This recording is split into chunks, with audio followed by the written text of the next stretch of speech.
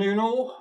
Sorry, having a bit of a stream issue at the minute. For some reason, I had the this morning's London live stream still in my haven't streamed yet list.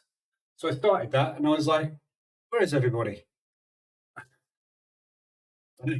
Anyway, hey, welcome back. Afternoon, Stevie. Afternoon, William. Afternoon, Alex. Nasir. Afternoon, William. Martin, Diamond, David, Luke, John, Yarp. Afternoon. How are we all doing?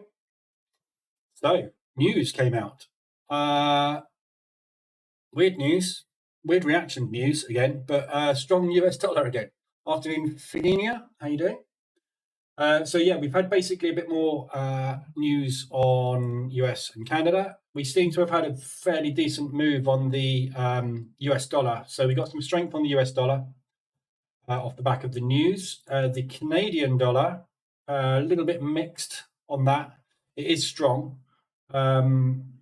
So if you look at the Euro CAD, Pound CAD, etc., but a little bit mixed reaction there. So not 100% on the Canadian move, but so yeah, so unemployment came out at 5%, which is down, which is positive Canadian dollar.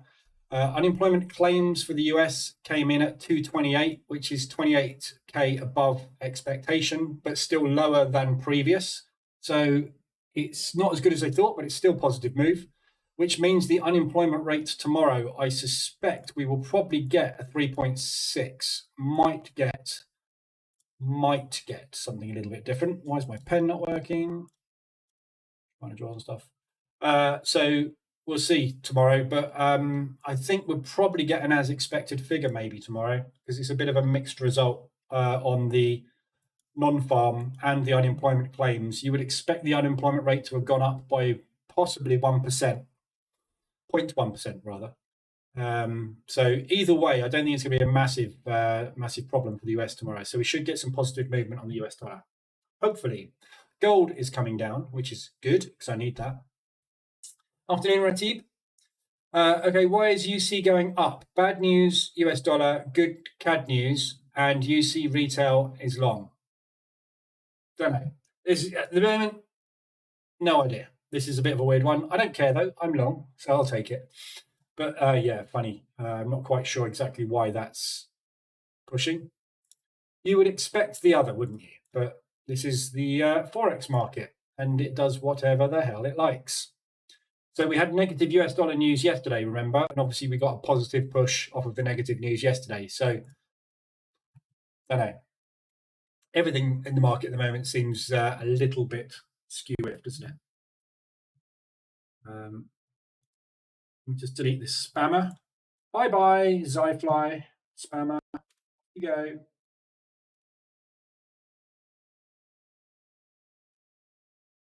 You just make sure he's gone completely. Remove him from the group. Oh, he's gone. People have got nothing to do than spam. Afternoon, bro. So yeah, so positive moves on the US dollar there. We've had a few ADRs today. So there's no other news this afternoon. We've got IV PMI this afternoon. So the CAD PMI is basically do an awful lot. So I wouldn't worry too much about that. So that's really the news out of the way. There's no other news today. Been watching, nothing happening. So there's not an awful lot. Japan, we spotted a Chinese spy ship close to our Miyako Island on Wednesday.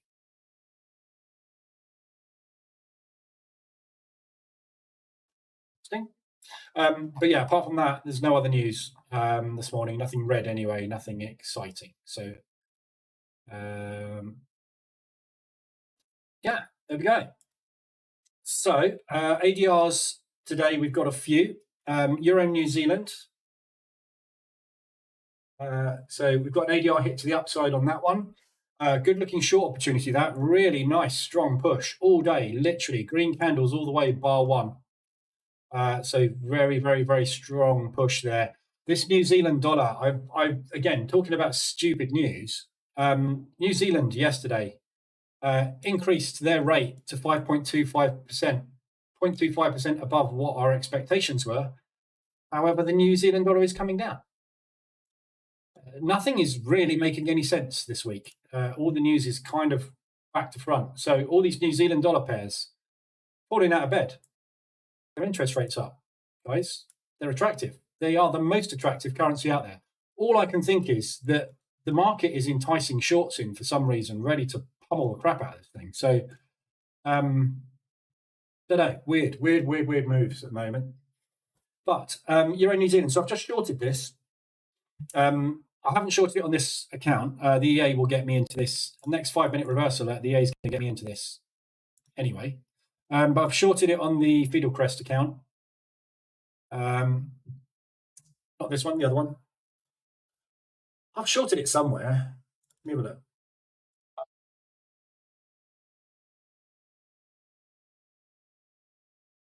That's one I shorted it. Maybe I didn't.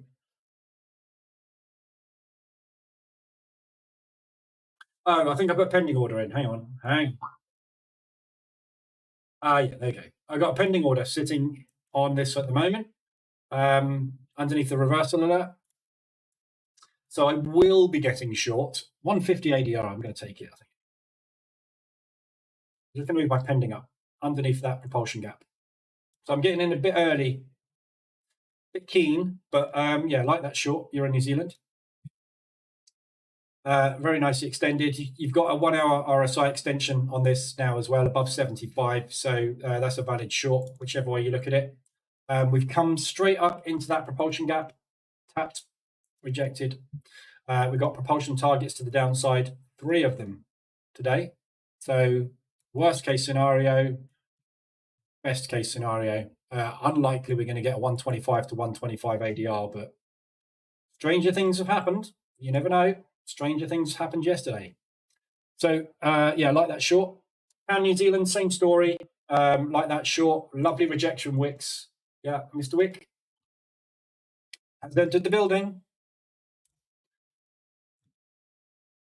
There's our wicks at resistance. We're pushing up again, wicking again, 125 ADR. So good rejection going on there. Again, this is the New Zealand dollar. Again, so it's the same pair. Pound New Zealand, Euro New Zealand, pretty much the same thing you're trading. So if you don't want to overexpose yourself on this, I would probably just take one of these. But there's a few red candles on the way. There's no propulsion gaps here to target to the downside. There's a tiny little bit there, but at ADR. So apart from that, there's no other targets to the downside. Again, RSI extension to the upside, so will be a good short. It's a lovely looking short from there. If it continues to push, let it. We'll get on it when it comes down. So drop down M5, reversal alert, or if you're using the EA, that'll get you in automatically anyway. Yeah, just drop on that one. Market's just opened. There's your pre-market 15. Dow's been dropping very nicely. So got a little propulsion gap there, but been dropping since the news. So since we had the news come out at 1:30, this thing's just been coming down. So again, positive US dollar, negative instruments, indexes. So maybe some kind of push out and then drop on this. We'll have a look at the Dow in a sec. See what the 5-minute opening range is. The other ADRs we've got are the New Zealand's. So New Zealand dollar CAD. Again, big strong push down. We've hit ADR. You're just about to get a reverse alert on that one. However, New Zealand CAD, I probably wouldn't want to necessarily mean revert this. Canadian dollar news was good. So we might well get a good 150 off of this or more today. Yeah, you go. 150 is support. So there's your support low of the week on Monday. So we could well test 150. So just be, I mean, if you get in, fine. You can get in again. But yeah, that's extended. New Zealand dollar CAD, only just though. New Zealand dollar Swiss, same thing. Nicely extended down there. We've had a good strong Swiss franc. Beautiful propulsion gap targets to the upside on this. 24. Got that orphaned one up there, but back up into here, which is ADR. We're at support. Failing that, second support is there, 175 ADR. And New Zealand dollar, US dollar. So again, US dollar pushing and Canadian pushing.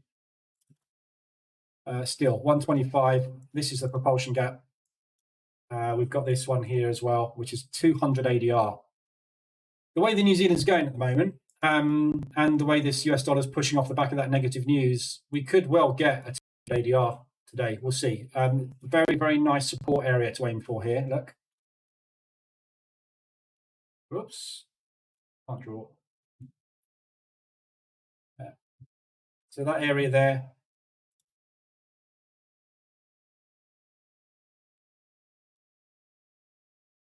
Obvious spot for a bounce. And then propulsion target is up there, ADR.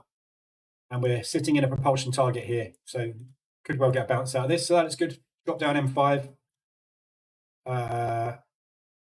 Geez, you're not going to get a reversal out on this today. This thing's just collapsed. We haven't had one bull candle since the news. So you can't take a reversal alert on that. You'd need to take price action, and that is your price action right now on this. Again, not sure we should be really trying to mean revert it from here. Might do. So we've just had a new higher high, higher low put in off the back of a spinning top. So this could be the start, but it could just push up into there and then continue on another leg down. So just be a bit careful with that one. All these New Zealands, be a bit careful. There's something, we shouldn't be seeing this sort of drop on New Zealand on the interest rate rises. So something's not quite right, is it? There's all your weeklies. We've kind of looked at the weeklies as we've gone. These all kind of hit midweek, didn't they? So it is Thursday, so these are all valid as well. Aussie Swiss, that is still valid for a long. Aussie New Zealand, out of that one. Euro odd, that's still valid, although I'm out of that one. Got out of that one yesterday. We've got pound odd, 1 minute until the 5 minute candle closes. Again, got out of that one yesterday. Pound US dollar, out of that one yesterday. And New Zealand dollar CAD we just looked at, so that's a mess. New Zealand dollar US dollar, again, that's a mess. And US dollar Swiss is the other one. So that's just started to mean revert. So there is your weekly range hit. I'm long on it at the moment, looking to remove up into the propulsion gap. So there's your ADRs. You've got some RSIs as well, but we'll have a look at the Dow first. Oh my God, Dow pre-market 15 on the Dow is a right mess. So there's your opening range, your 5 minute open. Looks like it wants to go long at the moment, but it's not sure. Maybe up into this propulsion, then drop. Let's have a quick look at where we're potentially heading on the Dow today. What's the NASDAQ doing? Oh, blimey. NASDAQ's fallen right out of bed. Okay.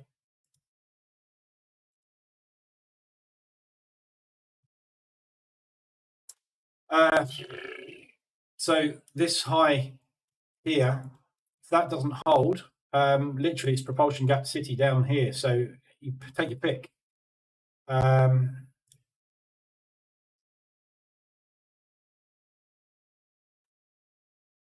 That's probably the most realistic level to look at there. So these highs here. Yeah, you can see it, assuming you can see it properly. So this level here has been respected multiple times. Yeah, got respected back there as well. So this is one, it's basically 100 ADR. So looking for an ADR drop, not really anything in between there that would stop you. Arguable as to whether there's anything there that would stop you until we get down to 200 ADR, but that's going to take a hell of a move. Although it does seem to be steaming pretty hard. So yeah, NASDAQ's dropped out the low. The Dow, I would say, yeah, is going to go out the lows as well, which is lovely because I've got shorts on that. So Dow targets to the downside.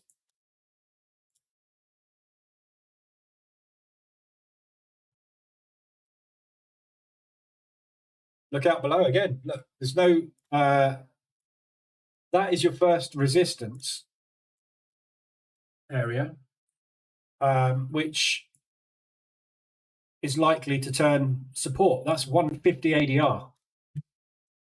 There's nothing. So we've got lows coming up. So yesterday's low, and then the previous day's low is there. So this zone here on the Dow,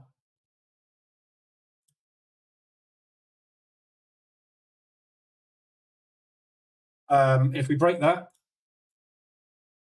I don't know, propulsion gap, propulsion gap, propulsion gap, propulsion gap. Take your pick. So we'll see if we get a break to the downside on the Dow. If it goes, we could well just have the reverse of what we had over the last 2 days, run up into this accumulation happening in reverse. So at the moment, though, we are undecided.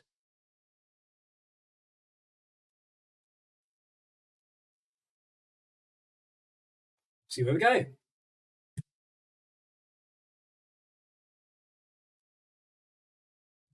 Afternoon, Freeman. Diamond, sorry, didn't see you up there. Was too distracted by UC. Outro, my ORB just didn't take a trade today. All the settings are exactly the same as every other day. Been turned on and everything. Any possible reason why? No idea. I had changed the settings to see if the post-market 5-minute would work. And it did absolutely fine. But the pre-market just didn't trigger. So if you change the setting after the pre-market start time, possibly, that might have been it. The EA works on candle close, so it may be that you changed the setting too close to the open or something. I don't know. Okay, so we're at the lows on the 5-minute. So the 5-minute opening range high would have gone long, and now you're short, stopped out, and short. What a messy open. Totally John Wick today. But sure. So I've got, not on this account, but on the other account, I've got shorts on everything. 498 loss today? What?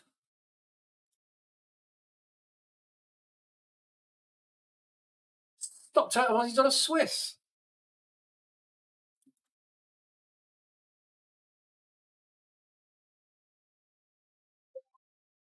Fine. That's ruined my day. Oil's coming down, gold's coming down, and the Dow is coming down. So if those three mature, that'll wipe that lot right out. So let's hope that that all happens today. I've still got one on Aussie dollar Swiss.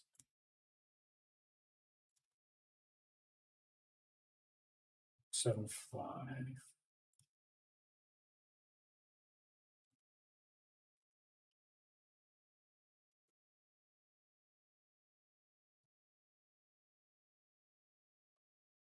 I'm getting again on a reversal alert. We're getting close to ADR on this.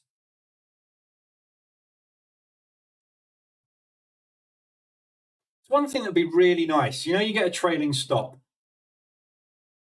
Wouldn't it be lovely to have a trailing pending in MT4? So I just basically, I'm in there and I just want to trail. If this keeps pushing down, just trail me by the same distance I've got and just wait for it to pop. This is why we have to build EAs. MT4 just doesn't do it, does it? Euro odd ADR.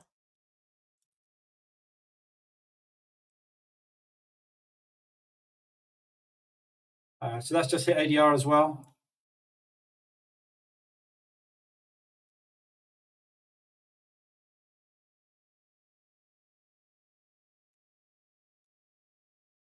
So the Australian dollar is also coming down very hard, as well as the New Zealand dollar. So Euro odd looks like a good looking short.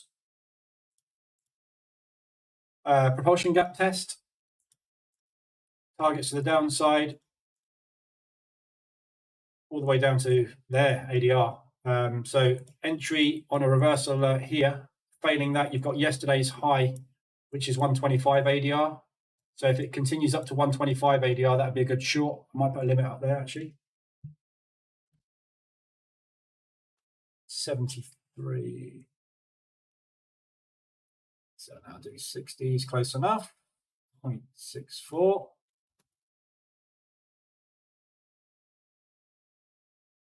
Oh, go away. Is that a buy stop? Yeah.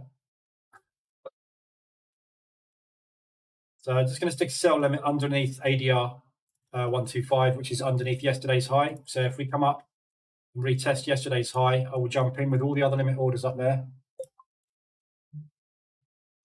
Let's go gold. Finally, gold is paying me. Well, it's not paying me yet, but I'm holding that. I'm not letting go. New Zealand dollar, US dollar, 125 ADR. Oh, it's all happening this afternoon, isn't it? There we go. Still coming down. No reverse of that yet. Busy, isn't it? That's what we like. We've had such divergence between the Dow and the Nas. Yeah, it is very divergent at the minute. That's beautiful. It's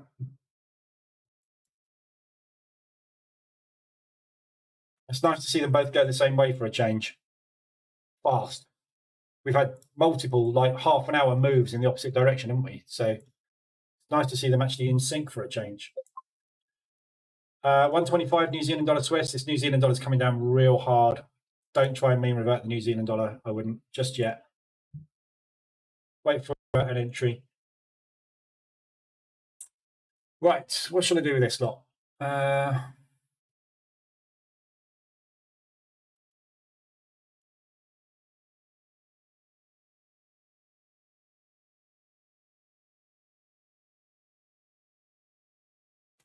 I'm a bit worried about this big round number. So we're heading back down to 2000, basically. Big round number. So what I might do is I might take off this one at 2K, which is $700. And then let the rest run to see if we can get the gap fill. I've got that position down there, which is targeting this propulsion gap. So I'll leave that running. Oil. Still waiting to get my second or third entry on. And then a run off the lows, which is within ADR today. US dollar yen's going well. Targeting that propulsion. 125 ADR. Down. So this.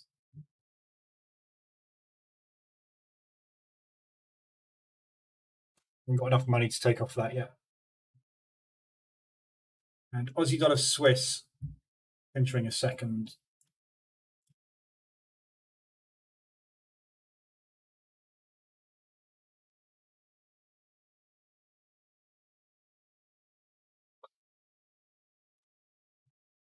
Busy, isn't it? Afternoon, Max. No scalping with Jigsaw? No, giving up scalping with Jigsaw. I think exploded after that session. Jigsaw is very complicated. It's a very specialist thing, and it's too complicated to try and trade it because there's so much going on. And I love trading futures, but futures is very hard work. So there's your 15-minute range. No propulsion gaps at all. Wick test. That wick got tested. So no propulsion gaps, very efficiently traded. Look out below.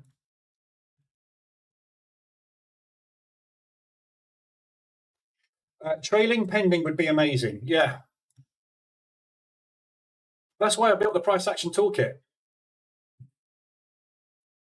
You can't do trailing pendings, but you can obviously, as price pushes, you just put a pending order above the high with the Price Action Toolkit. Job done. Manual way of doing it, but to do it. But the problem with this account is I'm not allowed to use EAs, which is why I'm doing everything with good old button presses because I'm not allowed. I could close this lot out right now and just get back to break even on this account. Let me just see where the other one is. Because if I can get the other one over the line, I might just do that.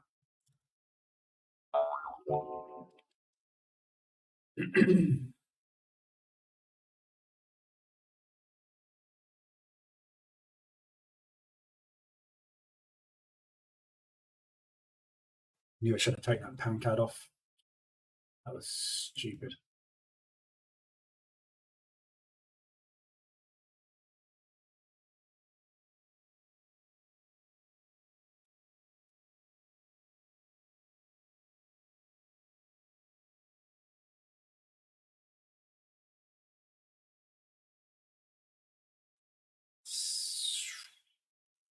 Retracing a bit. Oh, what do I do? I don't know what to do with this account. I'm so close to passing this. I'm like, well, I'm not so close. I'm halfway to passing it. But 2 hours push on US dollar today will see me over the line on this one. If that CAD Swiss plays ball, which it doesn't seem to be, that's going to ruin my day, isn't it? Yeah.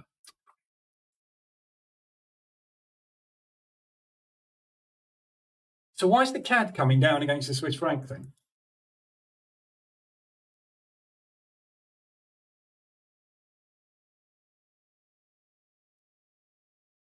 So the Swiss franc is absolutely on fire at the minute. We've got huge strength for some reason coming into the Swiss franc. Huge strength. It's beating everything, beating the US dollar, beating the lot, beating the Canadian dollar. So we've got a load of money running into the Swissy.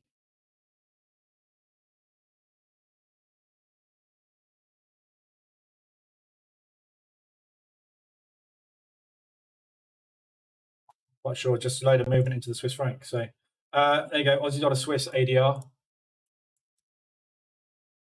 So there's another ADR here on the Aussie Swiss.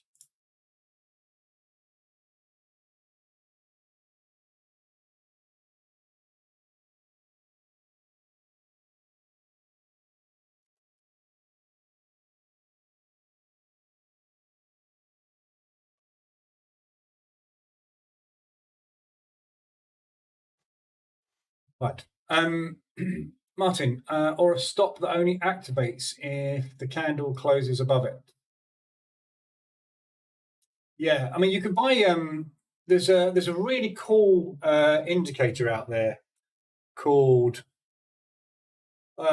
rectangle. Something to do with rectangles. And basically, you can draw a rectangle on the screen, and you can set a type of order to it, so that when it pierces it and then comes back out of it, it will trigger an order. And there's one where it pushes into the rectangle, it pulls a pending order up, and then it gets you in with a tight stop and stuff. Martin, yes, you've got it. Okay, yeah. Trading Box, it's called. It's really good. Really, really good EA. If you want to trade support and resistance stuff. Afternoon, Fletch. Afternoon, Dilip. Gold coming down to what you said yesterday. Well, I hope so.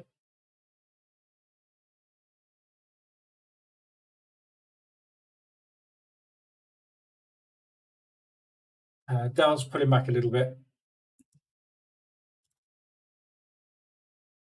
So just basically looking for ADR today, ideally. But we've got this big round number problem here at 2,000. So I'd be very surprised if we don't retest 2,000 in the next hour.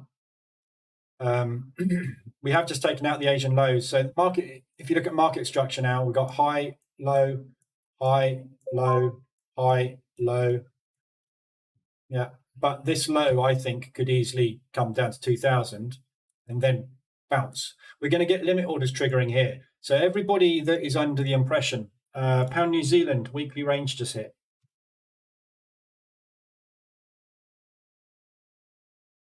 About the highs. So everybody on gold that is thinking long, everybody that's played this breakout here is going to be looking for a bounce play. So there's going to be limit orders triggering at this level. And you're seeing limit orders trigger now. So you look at this black line at 2003.48. Yeah.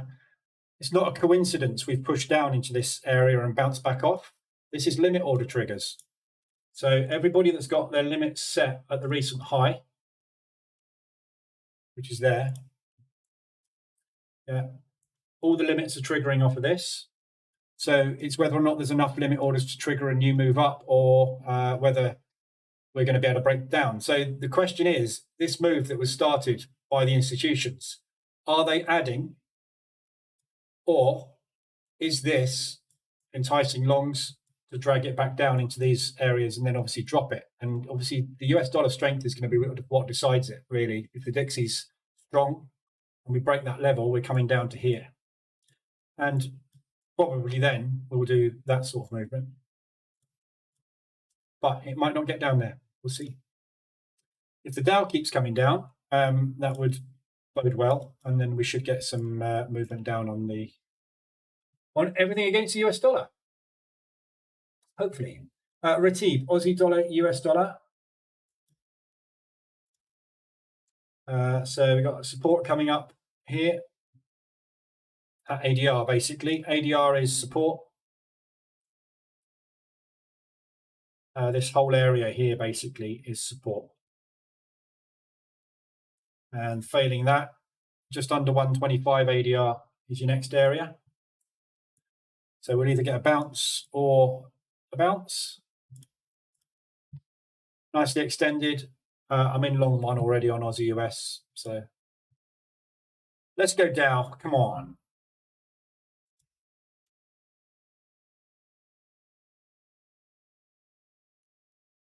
Pound US dollar. So that's coming down. So we talked about this one this morning. Obviously, it's all started to come down. Looking for it to come down and retest this area, which we've just done. Next stop is down here. And then beyond. There's no reason why the pound should be stronger than the US dollar. But then again, there's no reason why the US dollar should be strong off the back of negative unemployment claims. Go figure. Now it makes sense, but the pound should be weaker than the US dollar.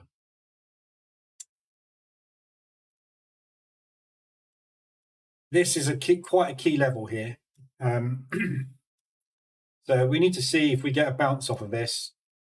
I'm virtually sure we are going to come back down and retest the 24.72 area. So similar sort of bounce down in this area. We've got all this unfinished business down here as well, look. So there's a lot more downside target on the pound US dollar than there is upside, obviously. So that's kind of done. These are the areas we were looking at this morning, which is all well beyond ADR today. So we'll see how strong this US dollar is. Dow's out of the 15-minute lows.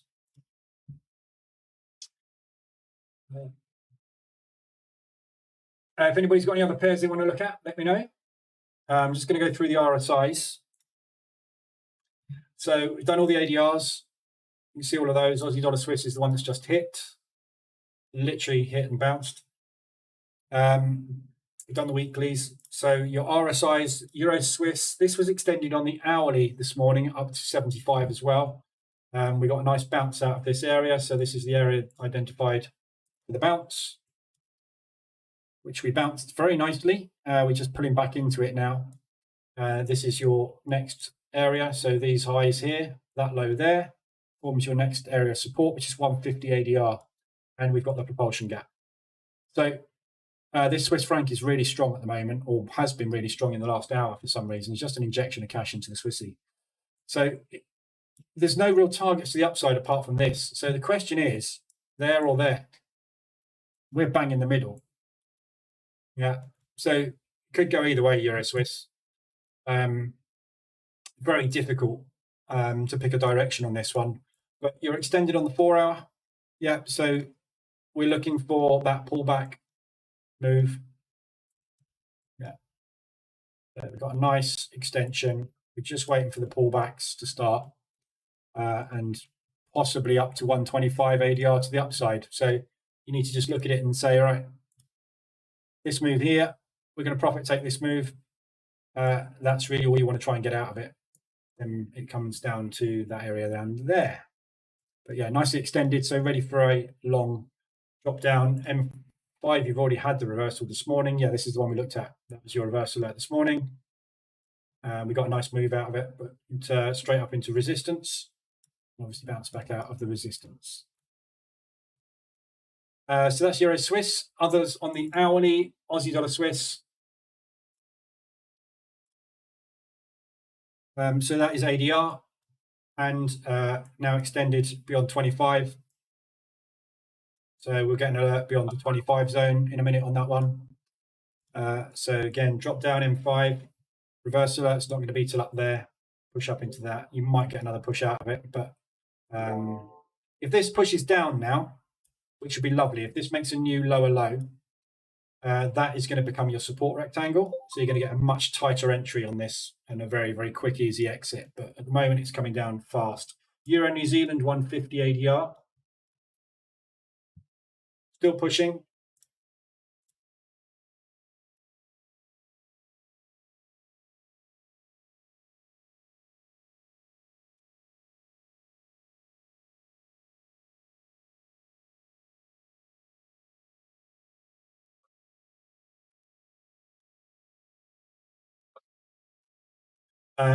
Getting ready to get into that, Euro New Zealand.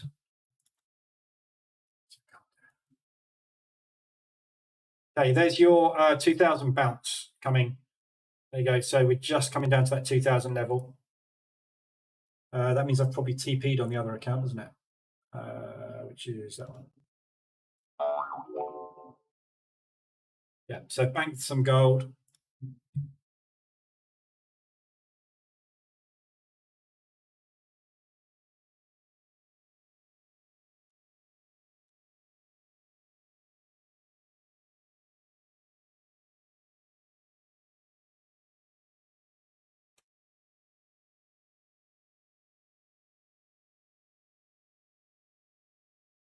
I don't really want to be in this gold. I have got faith in this trade, but you know me in gold. We don't get on at all. So I've got an opportunity to get out and get myself back to break even. So I'm going to take it, I think.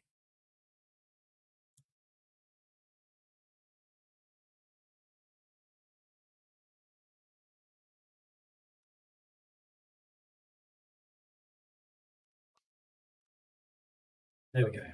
Right. I am not playing with that anymore. You heard it here first.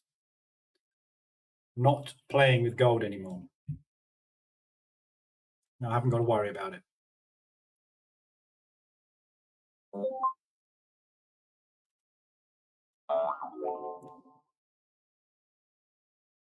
Right.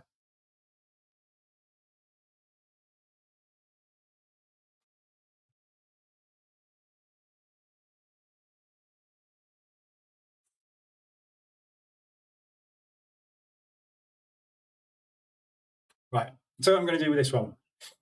I'm going to let this one run at break even.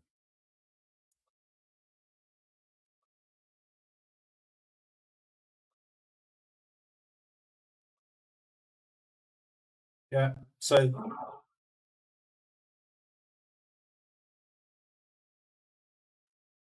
there's break even on that one. Yeah. So either we're going to smash this 2000 level and then we're going to come back down, complete this propulsion gap fill, moving into this propulsion gap, which is where I suspect we're going to find support. So if that happens, fantastic. If that happens, whatever. So basically, I can't lose on gold. It's a no risk trade. It's either going to pass me the evaluation or it's not. So I'm just going to hold the trade basically. Pound New Zealand and CAD Swiss are not playing ball at the moment, so they're kind of screwing it up a little bit. So I'll have to just manage myself out of those ones. But if this can crack that level, so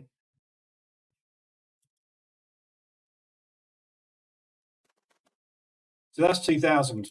So we'll see where we go from there. I think we might well pop that. In fact, what I'm going to do is I'm going to target the gap fill on that second position. So the first position is going to target this gap fill. The second position is going to target the lower gap fill. And then I can get out down there on that one. Okay. See what happens.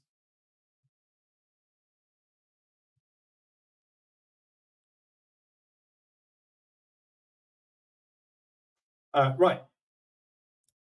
So Dow's stalling at the 15-minute low at the moment. We were looking at RSIs, weren't we? So there you go. The hourly candle's just closed. So Aussie dollar CAD we've looked at, that is now extended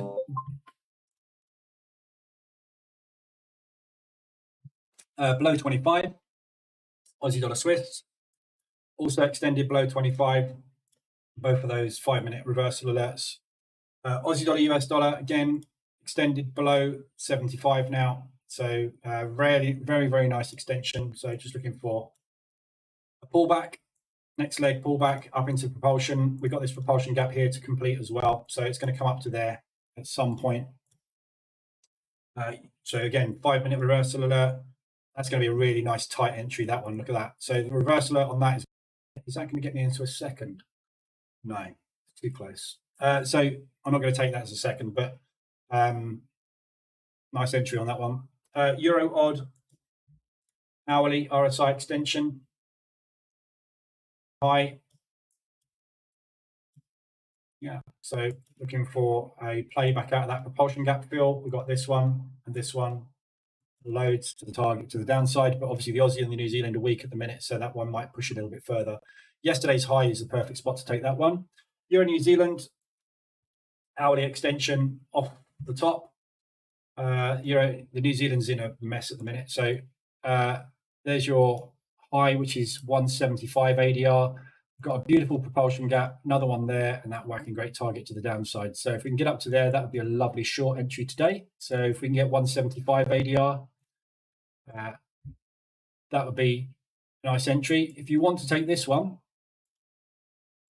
and that doesn't work out, you could take a second one and just scale into two positions, maybe split the entry across two, wait for that to come back down.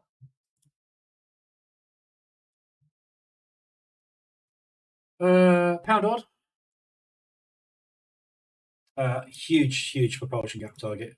So like that to the downside. We came back into this gap. They bought that up. They completely filled those two to the upside. So again, ADR to the upside would make a nice short, but we could well be putting in a multi-day M pattern to come back down to there. So any moment, this one could be a good short. It's not quite extended above 75, so it's a little bit of a weaker extension. Your reversal, that's miles away at the moment on it as well. So not the best opportunity in the world, that one. It's only just slightly extended. Pound New Zealand, that's out the highs now. So we're well extended on that one, out the highs. Absolutely no stopping this thing. Looks like we're just about to get a reversal alert on that. M5. Yeah.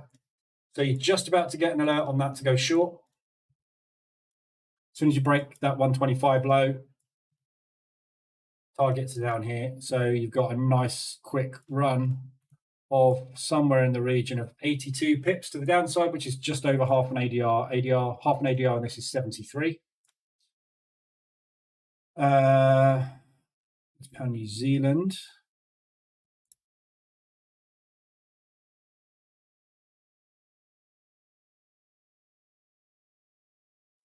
I would have got in that in mind.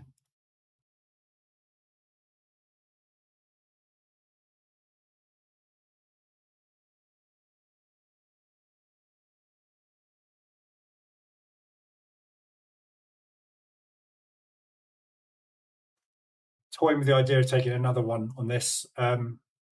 If this is reaching exhaustion, I can get out of this really quick because this is in a bit of DD at the moment, 0.5%. If I can bring that average up above this propulsion gap by getting another entry on there, that gets me out really fast to get flat on this. If gold collapses and I can get 2% out of that gold trade, that takes me up to 4.5% or 4.6. Target's 5. So then I've got to deal with pound New Zealand, CAD Swiss, and pound CAD. Pound CAD gets me over the line, and I've got to get out of pound New Zealand and CAD Swiss. So if gold drops further, I need to be out of this basically. That is a quarter of an ADR. It's really easy to get a quarter of an ADR drop into there. Really, really close together though. So what I'm going to do, I'm going to put a sell order and I'm going to put a really tight stop on it. Just tiny, tiny, tiny stop. So if it goes above 150, it's going to stop me out with $100, which is nothing. So I'll take a little loss on it. But what it will do is it'll give me a really fast exit.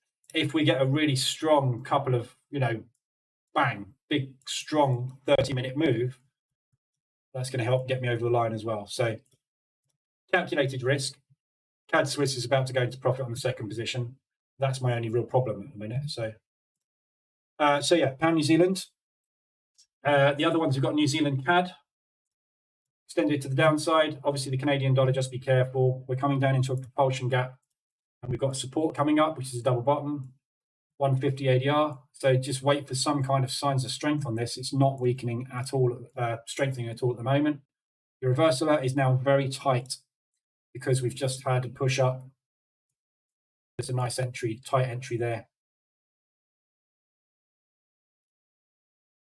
On that one, New Zealand CAD, New Zealand Swiss, extended, 125 ADR. That's extended below the 25 as well. So again, 5-minute reversal. That's not too bad either. Got targets to the upside. Here, here. That's too tight. It's obviously going to be the entry, but back up on that is down here. So if we get in here and it bounces, that'd be a second entry. Then you'll come up into there as your exit. New Zealand dollar yen only just extended. So it's coming back into these propulsions. Left that to the upside. There's a little one there as well. So this is a 50% retracement bounce potentially. I'm not quite sure why this New Zealand is quite so weak, but in theory, that's your 50% retracement bounce, isn't it? Look. So that could well be where they push up from on that one. And New Zealand dollar, US dollar is your other extension. Long on that. So just had the 5-minute reversal. I'm long. If it comes down more, it comes down more. It's fine, but it's nicely extended. In the propulsion gap, starting to push. There is where I would expect second bounce. Back up into here, up into there. There you go. There is everything.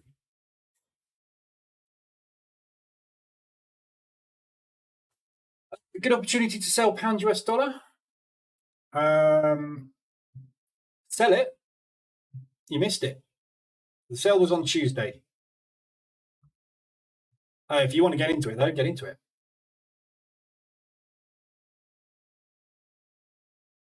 Bank holiday in New Zealand could be the reason. Yeah. Bank holidays are very tricky. All it means is there's no trading in those countries. It doesn't necessarily mean that, it's not like a fight. It's like, well, these guys are asleep, so we can beat them up. It doesn't work like that. The New Zealand dollar move is based off of yesterday's interest rates. However, I would have expected that to be bullish New Zealand, not bearish. So I'm not quite sure why we've got such a weak New Zealand dollar. This is massively bullish New Zealand. Yeah, they are now the biggest interest rate in the world. Yeah,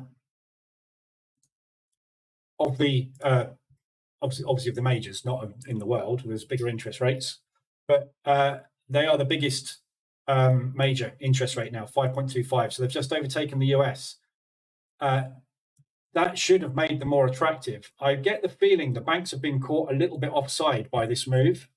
And what we're seeing is a little bit of jostling and repositioning on these New Zealand dollar pairs. I don't think this is weak New Zealand dollar. I think this is just some kind of pullback for a new leg. Should be, but don't know. Soapy, what's going on with gold? It's bouncing. That's what's going on. ADR 125 New Zealand dollar CAD. So that's that propulsion gap filled. Done. Out the way. Into there.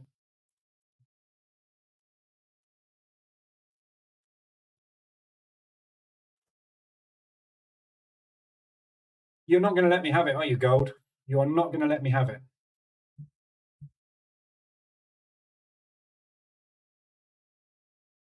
So looking for this propulsion gap to hold up and drive for another run at the 2000. So basically this is a bounce, big round number bounce basically. They're buying up the 2000 level. So breakout, pullback, push, potentially we need to see. But we'll see what happens, one or the other.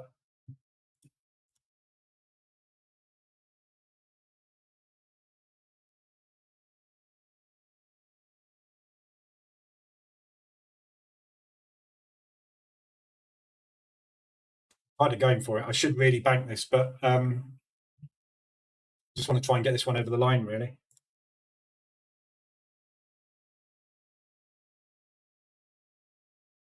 So just a quick update on the other strategies. So the H1 hedging, 1,000, nice. So H1 hedge has done 1% today. We're up to 5.23% on the week. Obviously, the week's not over. Go away, vertical scale text. Week's not over, 5.23% so far, sitting in 2.9 a drawdown. Nothing particularly dramatic. Again, 0.49 is our worst drawdown at the moment, which is nothing US dollar CAD. CAD Swiss is 0.46 off of 2 positions. So there's nothing nothing in any danger at all at the minute on that. Your 4 hour is banked for 0.5%. That's banked 1.1 this week. Again, the 4 hour RSI extension strategies just not getting many opportunities at the moment. You know, every day I'm in here looking at this dashboard. Yeah, it's just there's nothing. We're not getting any 4 hour RSI extensions because there's just not enough movement in the market at the moment. So it's not taking many trades, but the trades it is taking, it's getting out of very quickly. No drawdown, which is lovely. H1, as you can see, we've just banked 0.5% on that, 1.8. And the ADR reversals is banked 0.76 today. We had a 2.95 day yesterday and a 2.07 day yesterday. So day 4, massive, 6.6% banked this week, sitting in 1.2. Again, New Zealand dollar, yen, that's not helping because of the New Zealand dollar weakness. So, but nothing again, nothing in drawdown. Nothing's going into drawdown. It's lovely. I'm not going to complain.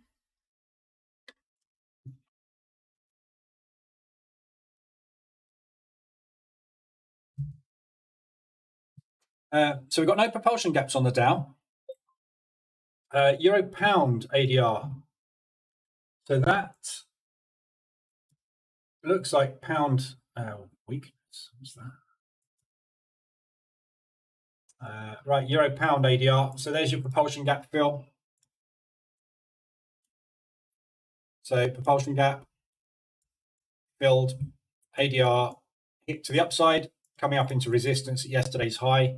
We've got this little area up here that's potentially the target, which is 150 to 175 ADR. So if you want to take a short on this one, not quite extended on the RSI on the hourly, but you are obviously extended on ADR. So reversal alert there, looking for a propulsion move back down into this support, and then a potential bounce from that.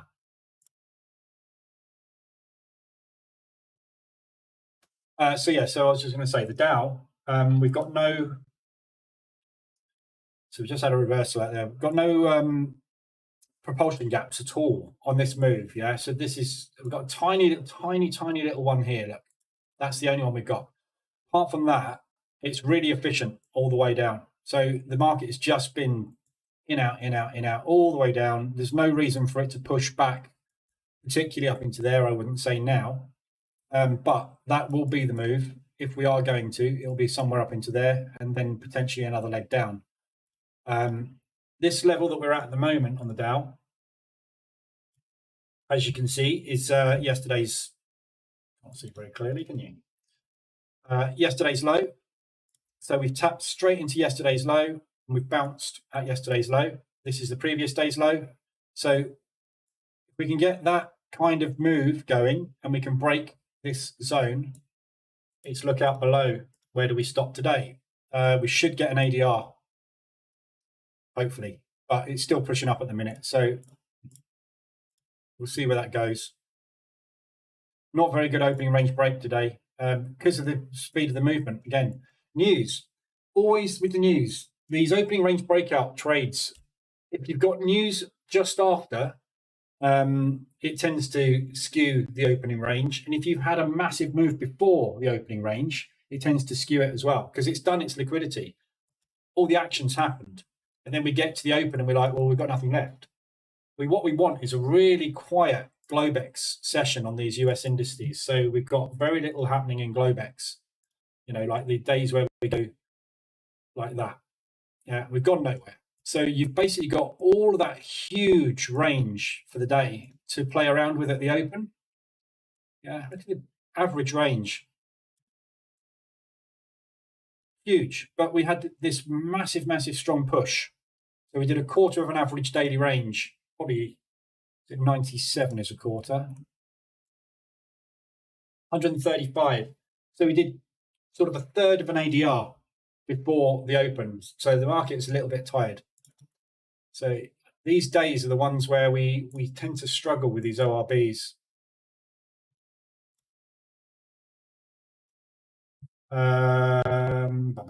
Gold. Good boy. Stay down. John, do your mean reversion strategies be equally profitable in very volatile or highly trending markets, or do you change the market reversal EA settings and even the strategies? And if so, in what way? So yeah, no, mean reversion works in all market conditions. That's the beauty of mean reversion. Yeah. So if something is trending, the very nature of a trend, market structure trend, is that you have pullbacks. Yeah, this is your mean reversion. So mean reversion works in a range. Obviously, you just mean revert the highs and the lows. Mean reversion works in a trend. After the strong pushes, you mean revert the pullbacks. You never know how far the pullbacks are going to go. So this is why I target small ADR targets. Yeah. So you're always going to be within reach of an exit, basically. But yes, they'll be less effective in a trend because you will have less opportunities. So if you look at there you go. So if you look at that trend there on gold, for example, yeah. So in a very weak trend like this, you're going to get opportunities in both directions. Yeah. So you've got an opportunity to mean revert when we push. You mean revert the pullback. There's also an opportunity to mean revert the pullback into the next leg up. Then you can mean revert the pullback. You can mean revert the pullback. You mean revert the pullback. You mean revert there. So you'd entered there, exited there. This is kind of an embedded. So you'd have entered, exited. Yeah. And then you can enter again as we're pushing back in the other direction. So in a trend, what you're going to miss out on is a lot of the opportunities here. Yeah. So when we're in a choppy market, which is doing things like that, it doesn't have to be a range. It can be doing this and staying within a massive range with lots of smaller ranges inside of it. Absolutely brilliant. All mean reversion works. In a strong trending market, yeah, it's much more difficult because you're going to miss half the opportunities because you're only ever going to be able to get into strong pullbacks, but that's fine. Euro New Zealand weekly range has just been hit.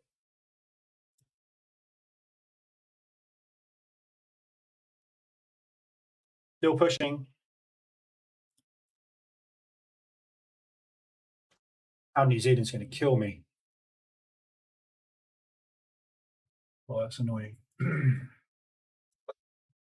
175 ADR. I'm going to stop out on this Pound New Zealand. It's going to cost me $500. Oh no, that's $97. Sorry. That's going to cost me $500. I've got loads of room. I'm just going to have to sit in this, I think, tomorrow. So yeah, you can get in either direction. The whole idea of the bias scorecard here is to help you choose the direction. So at the moment, because the vast majority of the market is range bound, you can pretty much take everything within a certain respect. You don't want to overexpose yourself too much if possible, obviously. Because when something does squeeze against you, obviously, if you're overexposed, it's going to hurt X amount of times more than it would if you only had one on. But when we've got strong biases on instruments, which we haven't had this year because we've been increasing interest rates for the last year, basically, or the last 6 months strongly, you would normally have a strong bias in one direction or the other. Yeah. So the maximum bias we've got at the moment is 7s and 8s. This goes up to 14. So what you would normally do is you would pick directional bias using either the 2472 daily moving averages to give you an idea on which direction you should be going, or using the bias scorecard to only go long on those, only go short on those, and take these in both directions. So all you would do in the market reversal alerts EA is in the settings, you got the trade direction there, both signals. So all you would do is if it's green, you'd say just go long. And if it's red, just go short. So if we did get, let's say, for example, we wanted to just go long. Yeah. So we're taking long signals only. If you get an RSI extension to the upside, it just won't short it. Because what could happen is you just get an accumulation break or a flag break, and you never get an RSI extension to the downside, which means you just don't get into those trades. You just miss them. So depending on the strength of the trend, yeah, the trend will either give you those pullbacks like that one and that one and that one, or it won't. You just don't get in. You miss all of that because that was the last signal you got. And then you get another signal to go short here. And then you got another one to go short there. Yeah, and then the trend changed direction here. So you got in, out. Now we flip long. And this is what I mean. You can use whatever you want to for directional bias. It's totally up to you. You can use COT. You could use the bias scorecard. You could use the 2472 moving averages. You can use the 200 MA. You could use, I'm only going to get in at support resistance and forget all directional bias and say, I am literally only getting in at highs and lows. And I'm going to trade everything that way. There's no right or wrong. You just get in, and the whole methodology of position trading is you get in and you get out when you get an opportunity to get out. As long as the market isn't going parabolic, yeah, with no pullback whatsoever, you will have an exit. Occasionally you'll get a squeeze, which is a parabolic move that literally, what it tends to be is this. This is a parabolic move here, yeah? So your entry was here on H4. You probably would have got out of that. Was it 34? That was 80. Yeah, you would have got out. So you'd have got out of that one. But this one here, yeah, that would have been your entry. On if let's say you're doing H4, M15 strategy, or M5, whichever. Doesn't matter which of those you pick. However you got in there, right? And this is kind of what I was talking about in the live room this morning. There's a lot of people are new to this, haven't experienced a squeeze yet. This is coming. It's coming. It's always coming. There's always a squeeze around the corner somewhere on something. And that will be caused because there is a fundamental shift in the fundamentals for that currency, which is what the buyer scorecard keeps track of. Unemployment, GDP, inflation, and interest rates. So you have 4 key drivers for currency direction.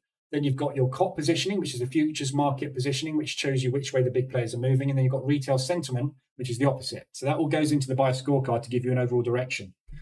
So at this point on the US dollar Swiss, the Swiss franc will have massively weakened for some reason, or the US dollar would have massively strengthened for some reason, or those two things would have coincided at the same time within a week or so, meaning that this thing just had nowhere to go but up. Yeah. And at that point, you would get in. You would get in then, 34 to 69. So you'd get in maybe somewhere around there as a second entry, somewhere around there, somewhere around there. You're still in it. You can't get out. Exit.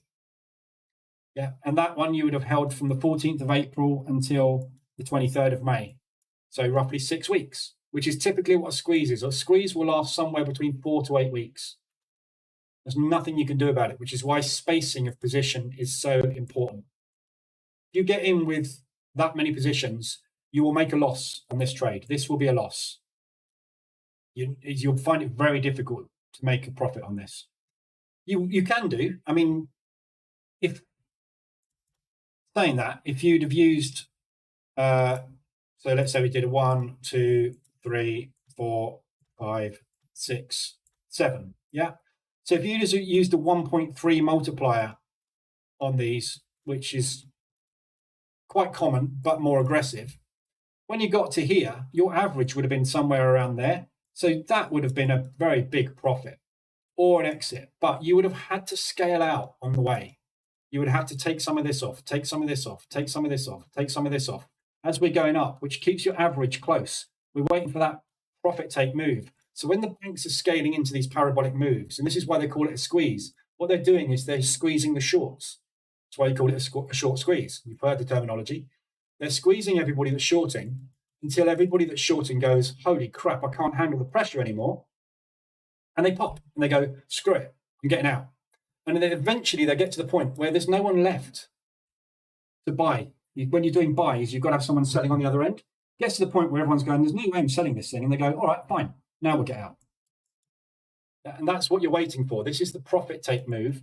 The banks have built up on this. That's them exiting. And this is why you'll hear me say, we climb up the stairs and you fall down the elevator shaft. And the elevator shaft move happens in 1 or 2 days. The run up can happen in weeks. And you're waiting for that elevator shaft. But your job as a trader is to hold on to that squeeze as long as you possibly can. But if you have to scale out and take a loss, you have to scale out and take a loss. This is why exposure is so important.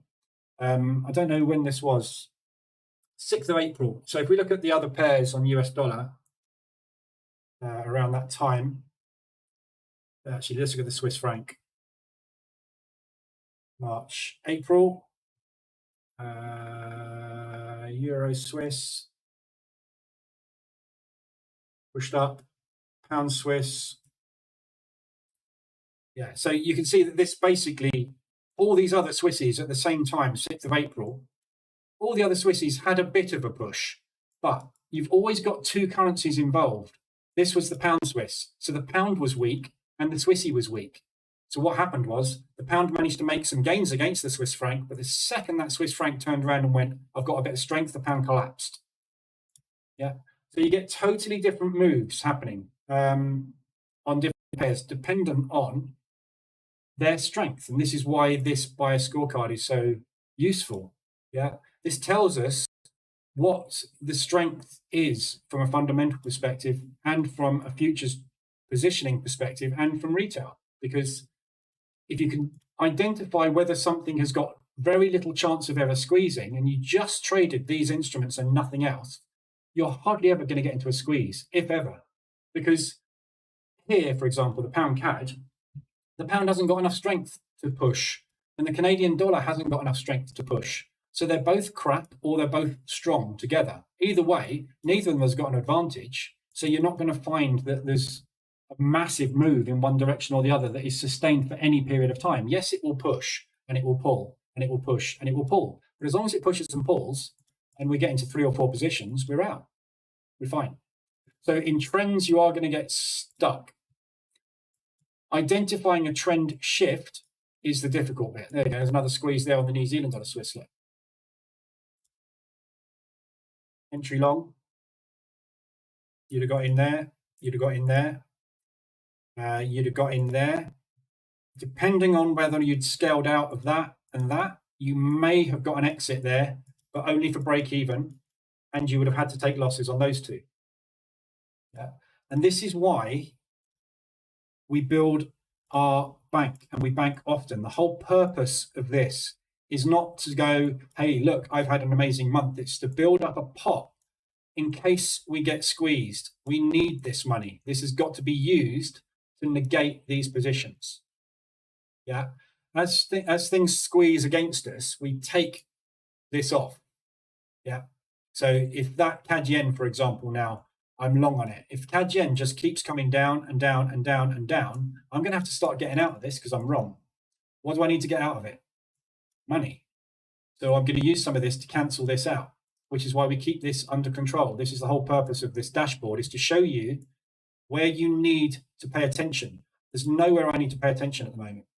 There's nothing anywhere remotely close to me needing to pay attention to anything. US dollar CAD, 0.5%. It's not even a worry. I've got a profitable position on it. Yeah.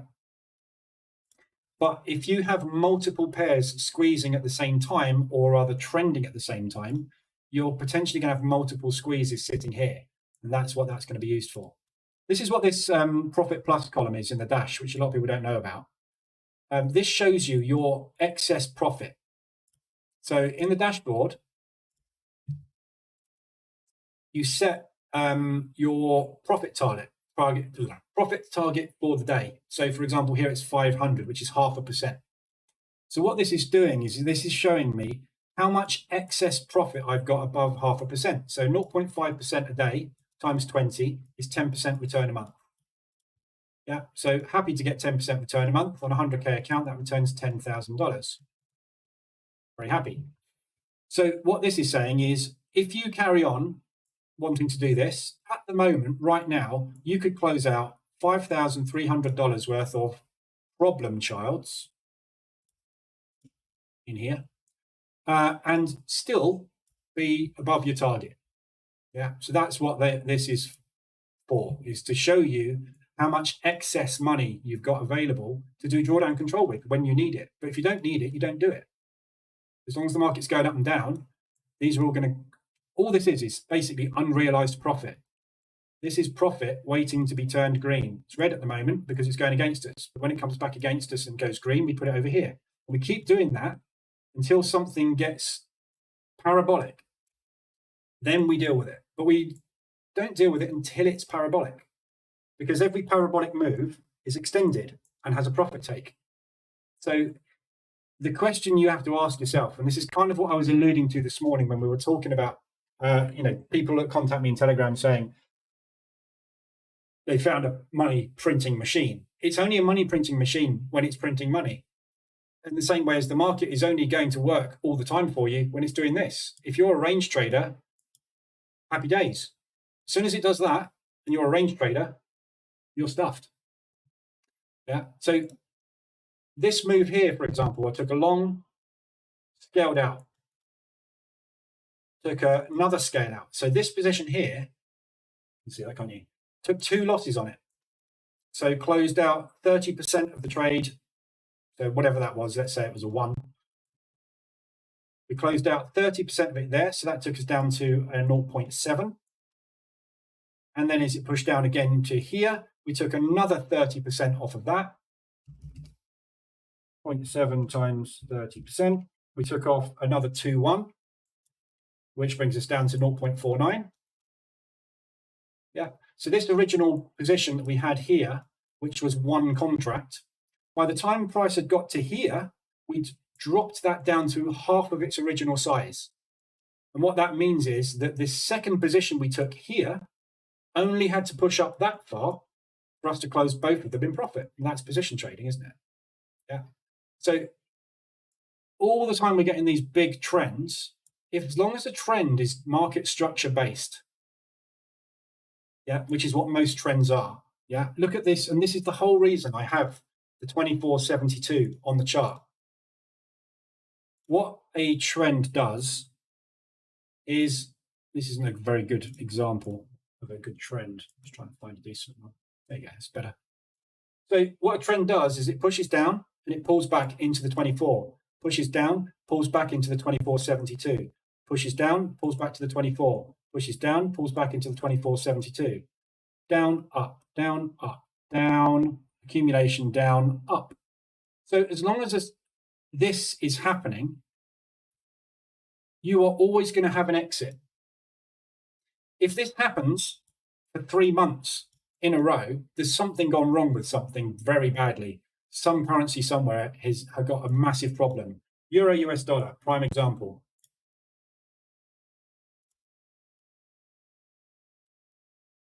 Yeah. This is 25th of May, 2021. Everybody else in the world is starting to recover from COVID. What's Europe's main economy? Tourism. What are we not doing? Going on holiday. Absolute collapse. Yeah. What's happening in the US dollar? Showing no signs of recession and everything picking up. The stock market doing all right. Everything's going hunky-dory. Yeah. So the euro US dollar is a prime example of a fundamental shift where we had an economy and a currency that had zero interest rates, unemployment through the roof, GDP collapsing, and inflation starting to rise. And there's absolutely no combination the banks could possibly do in Europe to solve that problem. Whereas in the US, it was going the other way. That's a fundamental shift you need to be aware of. If you were looking at the bias scorecard at that time, you would have seen euro US dollar as either a -12 or a -14, telling you should never be long in the thing. Yeah. But look at it. Starting from here, if you'd have got in on that and you hadn't got out on that exit there, you would have got in again somewhere around here and you had an exit there. It pushed back down again. Let's say you took a long there, probably out, but you got out on that one. So let's say you got in long there. If you didn't get that exit there, you would have entered again and again, got stuck in an accumulation. As it pushed up into there, you'd have exited all 3 of those positions for a profit. So as long as a trend, even if it is a bad squeezy trend that goes on for a good year or so in this case, as long as it has market structure, yeah, we can still exit our positions. But you'll have to take a few little losses along the way. So to answer your question, I lost it. That was a hell of a long-winded answer, wasn't it? But anyway, so to answer the question, yeah, it works in a trend. You just will have less profit. You won't make as much money. But you can avoid those trending markets by picking instruments that have no fundamental bias against each other. So if they're both longs or they're both shorts, there is no way that one of them is going to push hard that way and that way. The only thing it's going to do is do that. But those are the ones you want to pick. Does that answer the question? Hopefully, John. I'll snip that bit out probably. Was it 120?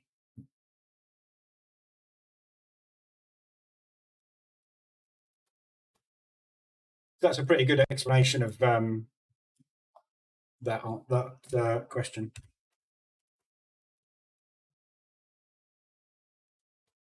Right, I'll scan with the Dow. Dow's coming back down again. Hopefully that means gold is also coming back down again. Nope. Oh, God. US dollar's obviously not that strong, is it, at the moment? Sideways. So we're just flagging at the minute. So that's coming down. So hopefully that's just a flag break short. We might need to come back up into there, which would be a good short. But Dow's going for it again. To the downside. Does the RSI still have to be above or below the chosen level when the reversal happens in the EA? No.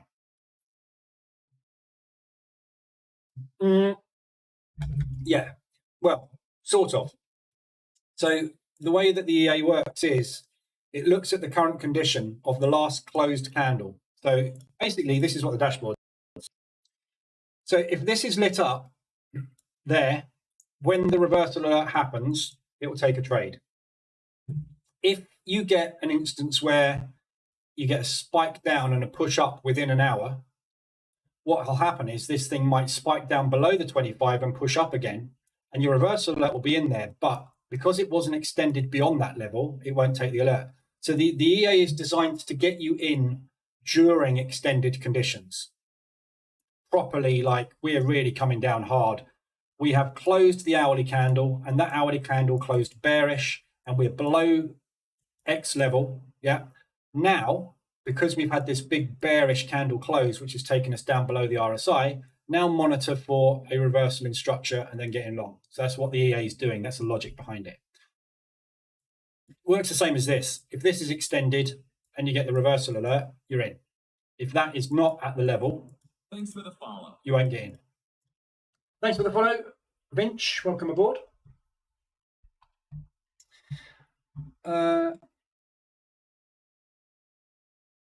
Tamo, Lee, my man, how does live streaming affect your trading? It doesn't really. I don't think. I don't know. I like to do it because it keeps me accountable. So it does affect me. And it also means that I'm constantly on top of everything. I'm on top of this all the day, all the time. I'm on top of this all the time, which I am anyway. But when I'm in here and I'm talking to you lot about it, I'm obviously going through it every day. So, when my wife turns around and goes, why did they say the US dollar dropped? So I can say, well, that's because we're sitting at 5% interest rates, expecting to go up to 5.25 within the next month, probably in May. But that means we need unemployment figures to come down, blah, blah, blah, blah, blah, blah. And she then turns off and goes pale and picks up her tablet and starts doing things like that. But the only reason I know all of the interest rates throughout the entire G8 off by heart is because I'm in here every single day looking at data. So it helps me live streaming by having my finger on the pulse constantly. I know where everything is. I know where every instrument is, what every instrument's doing, where it's designed or likely to go to next. Which is what you want to do. If you want to make a living out of this job, you need to live and breathe it. Same with any job. If you do a job part-time, you're not going to be as good as if you do it full-time.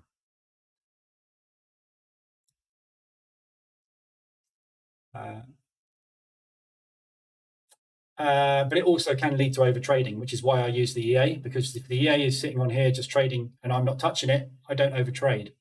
So the EA stops me overtrading, basically. Mark, just found you out this week, halfway through the bootcamp. One thing I'd like to ask is, I guess this strategy doesn't work greatly with prop firms. Yeah. So I am position trading. This is a prop firm. This is, I've just stopped out of Pound New Zealand, that one.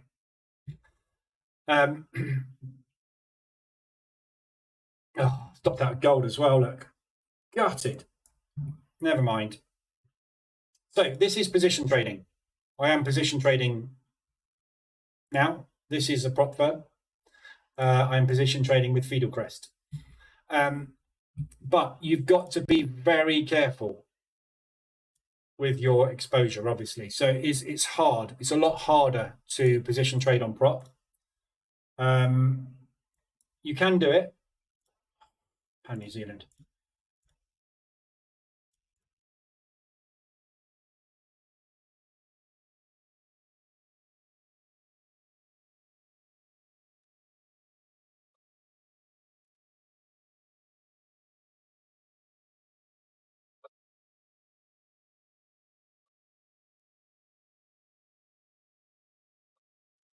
So yeah, you can position trade on prop, but you've got problems with obviously exposure. So you have to have a lucky streak basically if you're going to position trade in prop. But that's no different to any other strategy, is it? So if you're risking 1% with a stop loss strategy, you're going to have a period where you're going to have 10 losing trades in a row. You're going to lose 10% of your account. You're going to blow it. So it's not really any different to any other strategy, is it? Except the fact that we take a lot less losses. So if you keep your lot sizing small and you're patient, you can pass prop fairly easily as a position trader. I've passed many my Forex funds accounts. This one I'm not far off. Well, I'm halfway. I'm not close. I'm halfway. Saying I'm not far off, but it's just a lot more difficult because you're stuck within these constraints. And the problem with most prop firms is because you've got very little time limit to do it. Your goal is always to pass in 5 days or 3 days or 1 day or 10 days. So you're always trying to get there fast. Whereas if you said, I'm going to do 30 days, I'm going to take 30 days to pass, you'll pass with position trading a lot easier because your risk will be a lot lower. And you would be more on only trading certain instruments in certain directions. But yeah, it's more tricky. You can do it though. Got one Euro New Zealand at 125 and one at 150 ADR. Much in drawdown now. Euro New Zealand. Yeah, well, you will be, Max, won't you? How long do you hold positions most of the time? I'm a position trader, so I hold my positions until I get out, Max. Go and watch the Bootcamp. Links flying across the bottom. If you're going to get in that close together, you're not giving yourself a lot of breathing room, are you? You're going to go into drawdown fairly quick. Obviously, if you're risking 0.2%, which you should be, you're in 0.6% of a position, aren't you, now? So that's where you're going to start to draw down from. But don't get in a quarter of an ADR apart. That's just crazy. Afternoon, Steve. Absolutely golden info, Mitchell. Good. Guys, click the like button. Oh, yes, I keep forgetting to ask. Click the thumbs up button. We've only got 73 people in here. This is not enough. We had 150 in here last week. Just because I keep forgetting to hit the thumbs up button, which means the algo goes, this guy's crap. We won't send anybody his way. Mitchell, is there a rule for exiting? I know there is a drawdown algo, but when we cancel orders in a true squeeze, do we cancel orders in a true squeeze, or do we just do so at our own risk? So there is no, again, I don't know if you've watched the bootcamp, but it's explained in the bootcamp on day 4. There is no right or wrong rule with drawdown. So if you use the EA will automatically do drawdown control for you. Yeah. So all these lines here, you can see these ones going up. This is the EA doing my drawdown control for me. It's getting me out of positions. I'm in short here, I'm in short here, I'm in short here. It's moving against me. So it's scaling out automatically for me. It will only scale out automatically for me with 30% of my position every time we move, in this case, 1.5 ADR, no, 0.75 ADR against me. I've forgotten what the setting is. What's my drawdown control? I think it's 1.5, isn't it? 1. So when we move 1 ADR against me, it scales out with 1/3 of my position. Yeah. So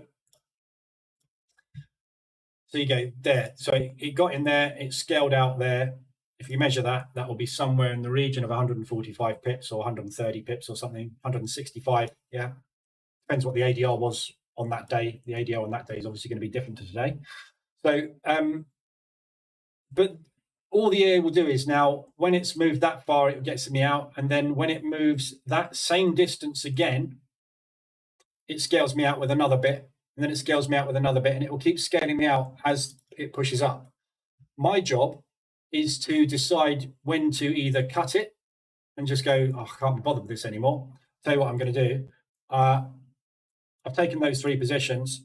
We've pushed down to here. I'll tell you what I'm going to do. I'm going to get out of that one, take it off. And that means now if it pushes against me further, my drawdown will be a lot less, a lot more easy to manage, a lot less painful. Other people will do an aggressive drawdown control position, like I did here, and get out with, or there actually, my aggressive, and get out with a nice profit. There's no right or wrong. Everybody's going to do it differently. There's nothing that works, yeah, because when you look at any move in the market, there is no 2 moves in the market that are the same. So that move there in the pound New Zealand, if you go back and look at the last time the pound New Zealand pushed up, yeah, I draw that on, that looks nothing like that.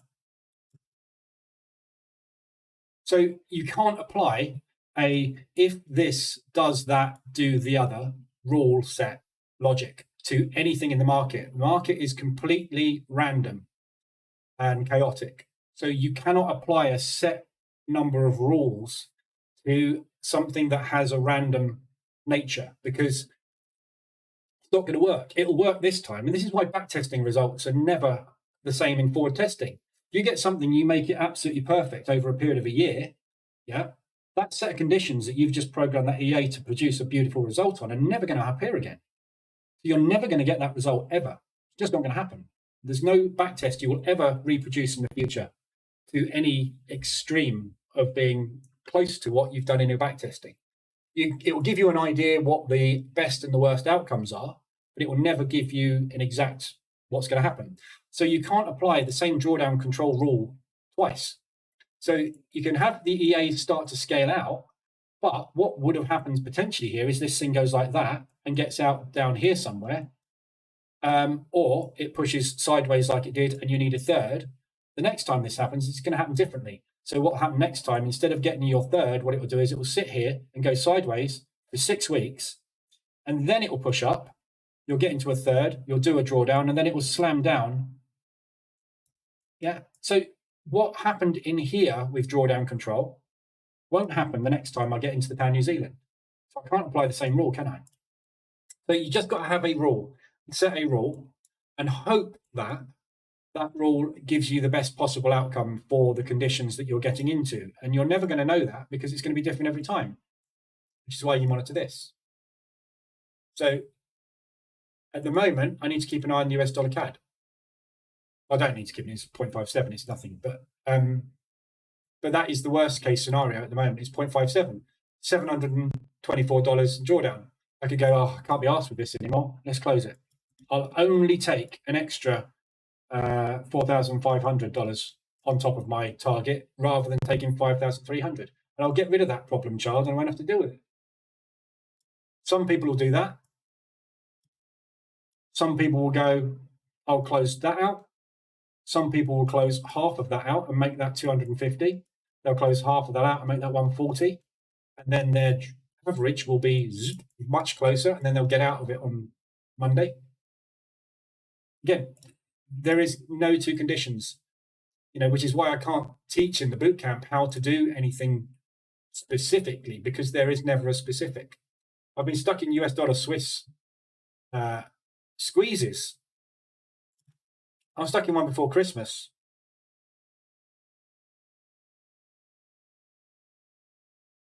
Not this Christmas, it was last Christmas. Was it the Christmas before? I can't remember. Really? 2021. Yeah, this one. I got stuck in this squeeze here. Longed it from here. at the beginning of December, and I just couldn't get out until that happened. And then I missed the exit, and it did that. Yeah, and this was Christmas, so I took it. I just went, screw this, I want Christmas. So I took a loss on it.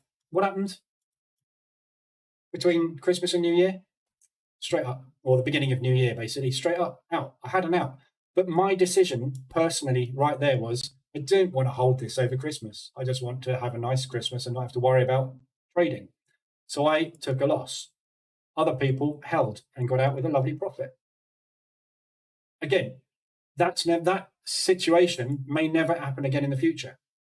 So how can I plan for it? You can't, because it's random. Everything in the market is random. Everything in the market is a 50-50. Got a coin, you flip it, you get a head or you get a tail.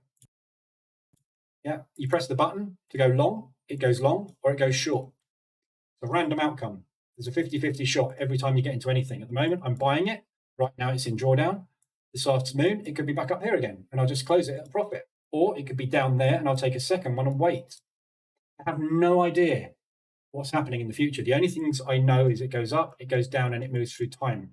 Those are the only three constants every trader, whether they're me, you, or an institutional trader in Barclays Bank, they know nothing more than we do. When they press that button, it's going up or it's going down. Yes, they have teams of analysts which give them a indication of where it's likely to go at some point in the future. But there's nobody in Barclays right now that can say this is going up or down in the next 10 minutes, hour, this afternoon, or tomorrow. So this is the whole point of position trading. You can't do that. There is no system or strategy on the planet you can buy or training course that can teach you to do that, because it can't be done. We don't have that crystal ball. It's not possible to predict the future, so stop trying. Just get into the market and wait for the market to come into profit. Then get out and build a pot of cash. And if you're really bad and you get in at really bad positions, your pot of cash will be smaller, but it will still be a pot of cash. That's the difference. Not quite sure why I started talking about that, but anyway, somebody asked about something, didn't they? You're in New Zealand, Max. It was you. No, it wasn't. It was Mitchell, wasn't it?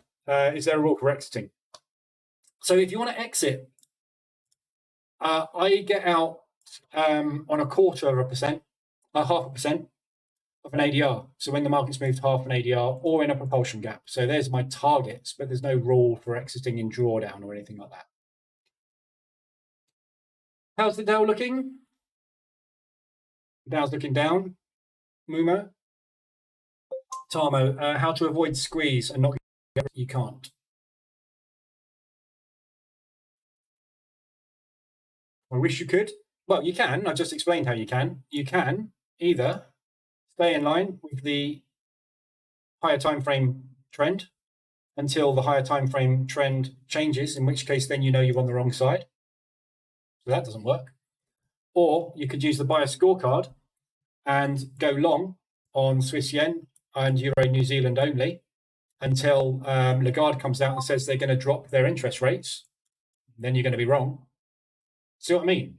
There's nothing on this planet that can stop you getting into a squeeze. If a squeeze is going to happen, it's going to happen. You can help yourself by being in line with certain things like moving averages, fundamental bias, commitment of traders in the futures market or against retail. At the end of the day, there's nothing that's going to guarantee you anything at all, because this thing will go up and down, won't it? And that's all you can guarantee. Euro New Zealand 175. Still can't get into that Euro New Zealand short.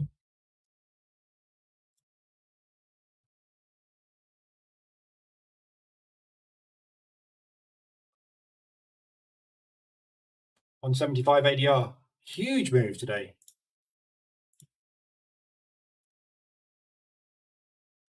So big, what's that? 1, 2, 3, 4, 5 up candles on a trot. 1, 2, 3, 4, 5 up candles on a trot. 1, 2, 3, 4, 5 down candles on a trot. I'm just saying what might happen next is a drop. Whether it will or not, I don't know. Gold is definitely a do as I say and not as I do for me. Yeah.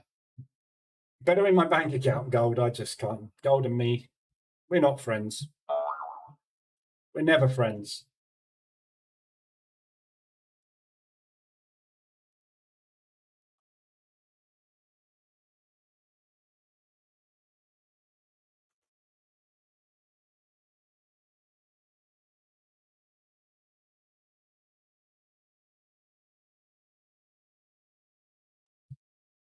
Falling out of love with the Dow as well, and oil.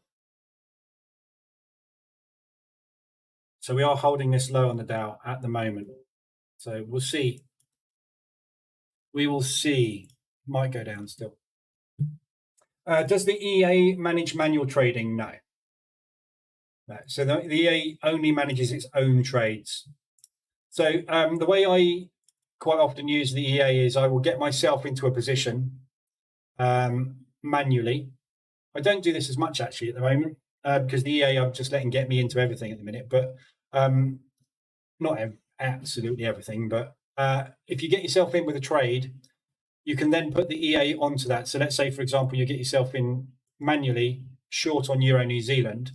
Stick the EA on this now and tell it to get you into the next reverse alert short after it's pushed up. So if you get in here, right, monitor the trade. Yeah.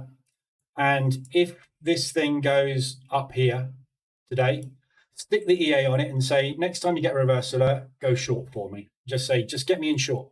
And then keep getting me in short every time we move up one ADR or half an ADR or whatever you want. So whatever you want your spacing to, just tell the EA to continuously just keep getting you in short. Yeah, don't set a target on it and just manually manage that trade. So this first one that you took, it won't take that into the equation. It will take all the ones it takes into the equation. So you only ever offside by one trade. Let the EA take the rest for you.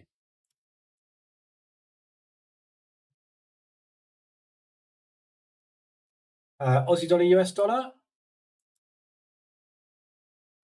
So that's a long at the moment. We didn't quite get to ADR on that. We're extended on the RSI.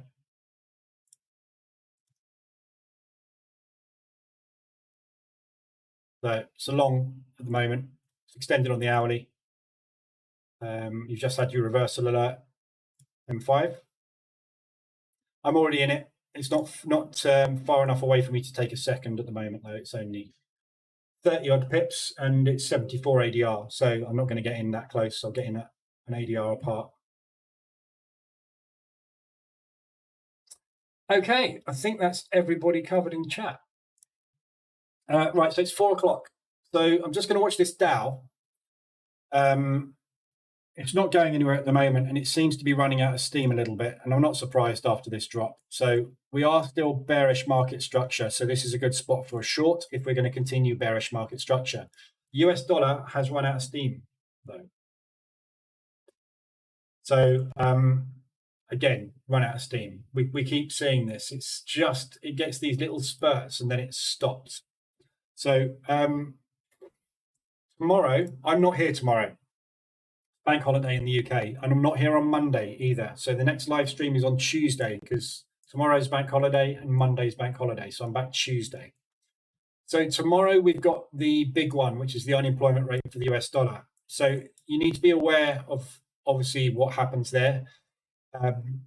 If we get unemployment coming down, that means that the Fed will be able to put interest rates up with less fear, which means in May, we may get them come out and say, we're going to have another 0.25 hike.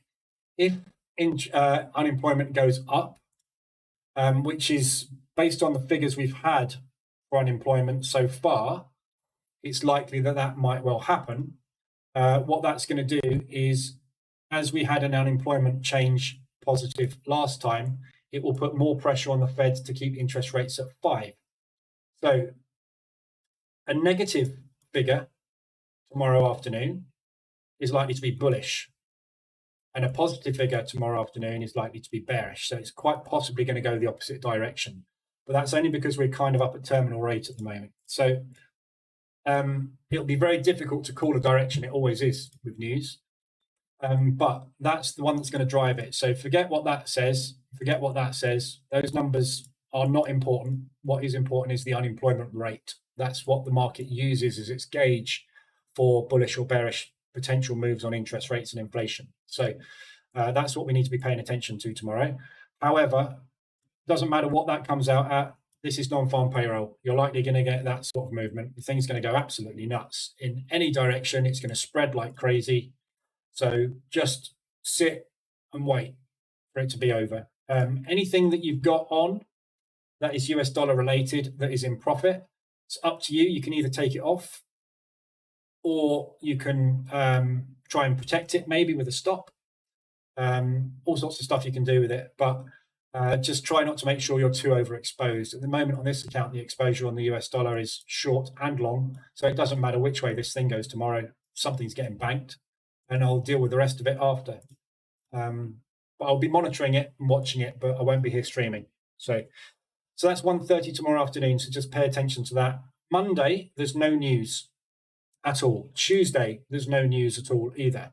So we will probably have a fairly quiet Monday, Tuesday, because there's not a lot happening. However, Tuesday could well be a big day because all of the European banks will be building up orders over this period, ready to execute them on Tuesday. So Tuesday, we probably see some ADRs across the board, ready for CPI. Again, inflation figures, massive driver coming out on Wednesday. And then we've got the Bank of England rate. Then we've got FOMC. Then we've got unemployment. Then we've got GDP. So next week's just crazy news all week. It's literally lit up like a Christmas tree all week next week. But Monday, Tuesday could well be dead. So just be aware of that and what you've got coming up, and obviously manage it accordingly. John, why do your dashboards only show currencies and not indices and commodities? Because that's how I have them set up. If you want to, you can put them on there. I can put them on.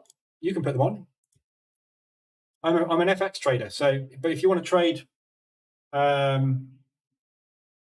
oil, just stick WTI in. And lo and behold, you now have oil. Ta-da! Put what you like on there. It's just a dashboard. You put the instruments in that you want to monitor. So if you want to monitor the ADR of oil, you can do. And same with RSI. I just don't trade. I trade FX. Tony, I don't know if you've said this already, but will the DAX be open tomorrow? No, Frankfurt won't be open tomorrow.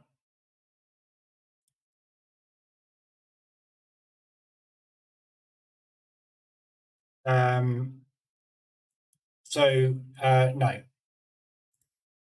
So yeah, make sure you turn off your ORB EA on the DAX, because all you're going to get, you'll still have movement through the exchanges, but it will be broker data. It won't be live data. So yeah, don't try and trade the Dow, the DAX tomorrow. The Dow will be open as normal on tomorrow. Yeah, because they don't have any bank holidays in the US, do they?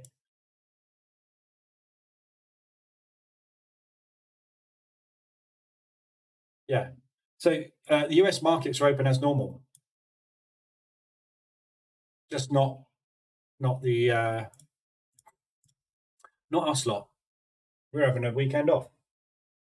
Baggy, H1 hedge. What's your thoughts on it? As it's doing better than we think. Surely it's too good to be true. It's not doing any better than we think. It's just doing normal. It's not doing as good as the H1 set file. H1M5, that's doing better. ADR is doing better. It's not doing as good as ADR or H1M5. It's doing good, but it's not. But like I said, we've not been squeezed on anything yet, have we? So we need to wait for the market to drive a squeeze, and then we can see what happens. But nothing's getting squeezy at the moment. We'll find out. That's why it's on test. All FX open Friday and Monday. FX is open all the time, yeah. FX market doesn't shut.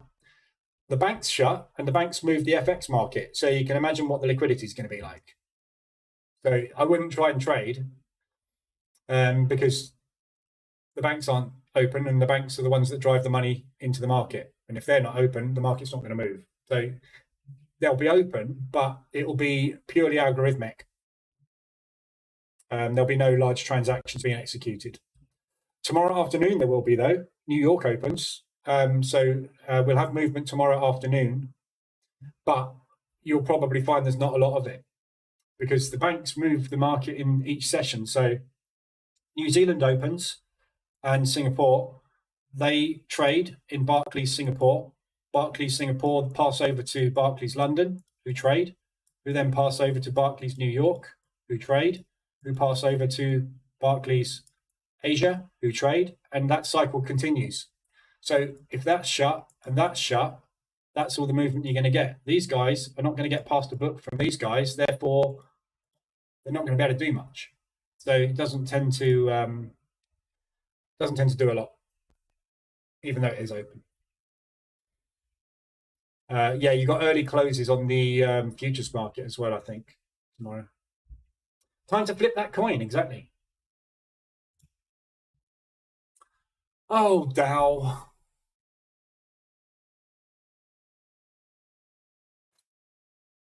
Oh, Dow. So this is at the moment potentially the mother of all flags, isn't it? Let's get that propulsion gap done and see if we can get pushed down. This is all so far within ADR. This is such an easy target. I don't know why they're not bothering, but do you recommend multiple sets or one across multiple pairs? Up to you to pick a strategy. Your choice. Yeah, I mean, what I teach at the bootcamp are different ways to position trade. Position trading is position trading. How you get into the market is up to you.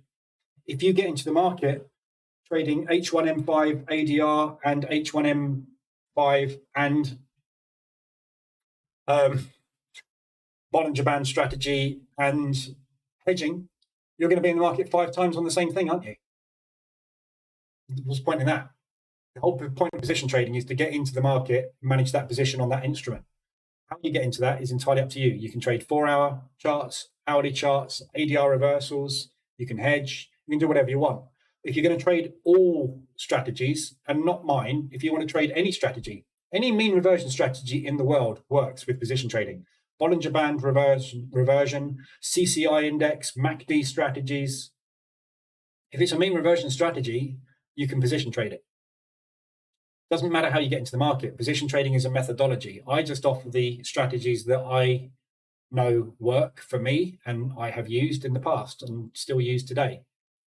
You can position trade with anything you like, but only get in once. Yeah, if you're going to get short on the euro US dollar, get short on the euro US dollar. Don't get short again on the euro US dollar because the H4 one told you to and the H1 has told you to. And if you get an ADR hit, don't get short again. Get short once, space your positions out, and manage that trade. Yeah, if you want to trade more than one strategy, by all means, do what you like. But if you trade more than one strategy on one account, you're going to massively over leverage yourself, aren't you? So you need 4 different accounts or 5 or 10 different accounts.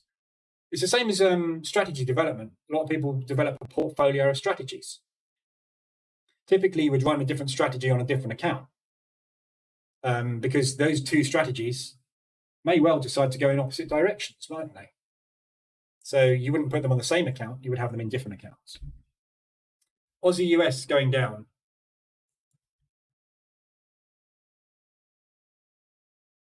Yeah, we've had 2 hours down, 1 hour up so far. Right, so I will leave it there today. I'll be back on Tuesday at 7:50, same time for the Frankfurt session. I'll be back at 2:20 in the afternoon on Tuesday for the New York session. I'll be in the Telegram group, however, all weekend because I'm always there, and I'm obviously going to be trading, but I won't be trading live on here. So I'll be in the Telegram group if you need anything. But if you're having a weekend off, Have a lovely weekend, long weekend, 4 days off. And then back on Tuesday, and we'll see what state the markets are. I would imagine it'll be pretty much the state it's in now, because no one's going to be doing anything tomorrow. So wherever you end up today, you'll probably end up on Tuesday. It will go up and down a bit in the middle, and obviously non-farm will move it up and down a bit, but other than that, not a lot. So, all right. So have a good weekend, everybody, and I will see you guys on Tuesday.